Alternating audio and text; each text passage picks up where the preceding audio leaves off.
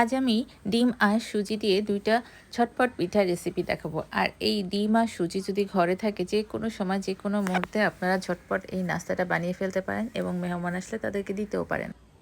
এত দ্রুত আর কোনো রেসিপি হয় কিনা আমার জানা নেই। সুজি আর ডিম দিয়ে প্রথমেই মিষ্টি রেসিপিটা বানাচ্ছি। যেটা মিষ্টি পিঠা হবে সেটা হচ্ছে প্রথমেই ডিম আর চিনি সামান্য লবণ দিয়ে ভালো করে বিট করে নিব। তারপরে এর মধ্যে সুজি দিয়ে এটাকে পাতলা পাতলা করে মেখে দিব। কারণ এটা যদি ২-৩ মিনিটও থাকে তাহলে সুজিটা একটু ফুলে যাবে।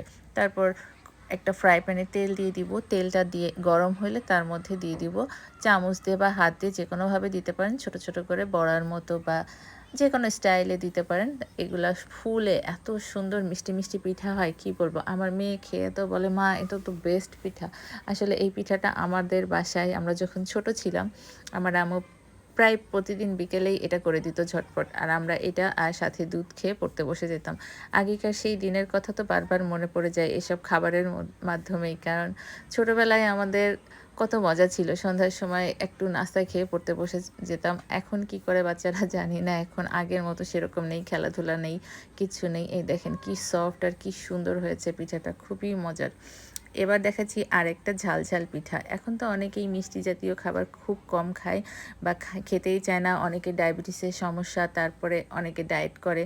তো সেজন্য এবার বানাচ্ছি ঝাল ঝাল করে এই পিঠাটা। আর এই পিঠাটা আমার বাসার সবাই খুব পছন্দ করে খায়। কারণ এটা হচ্ছে আমাদের বাসায় যেহেতু ডায়াবেটিসের রোগী আছে, অনেকে ডায়েট কন্ট্রোল করা হয়।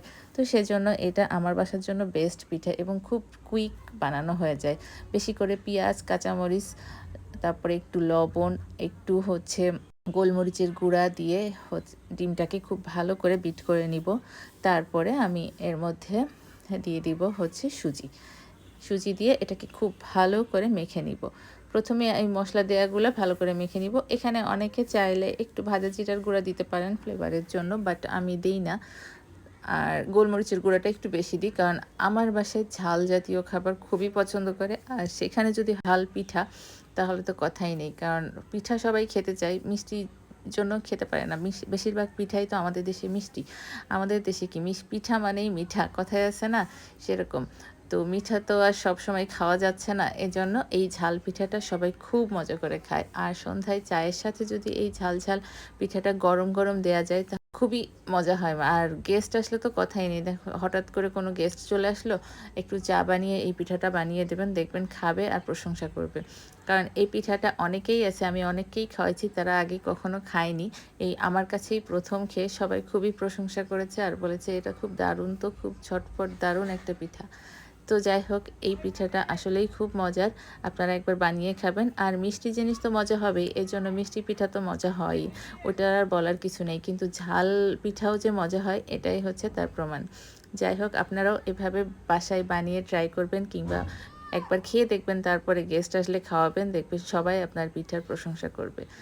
আর এই তো একটু ব্রাউন কালার করে ভেজে নেবেন। এটা কিন্তু খুব বেশি লাল লাল করে ভাজবেন না, কারণ সুজি ভাজতে খুব বেশি সময় লাগে না। আর একটু ব্রাউন করে ভাজলে ভিতরটাও হয়ে যায় খুব সুন্দর। এখানে অনেক পেঁয়াজ থাকে, এটা যদি বেশি ভাজতে যান তাহলে পেঁয়াজটা পুড়ে যাবে, তখন তিতা তিতা লাগবে। এইটাই একটু বলে রাখলাম। আর এই পিঠাটা বানানোর সাথে সাথেই আমাদের শেষ হয়ে যায় গরম গরমই, কারণ এত মজা লাগে। তো আপনারা সবাই খুব ভালো থাকবেন, সুস্থ থাকবেন, নিরাপদে থাকবেন, যে যেখানে থাকবেন। আমাদের জন্য দোয়া করবেন। আল্লাহ হাফেজ।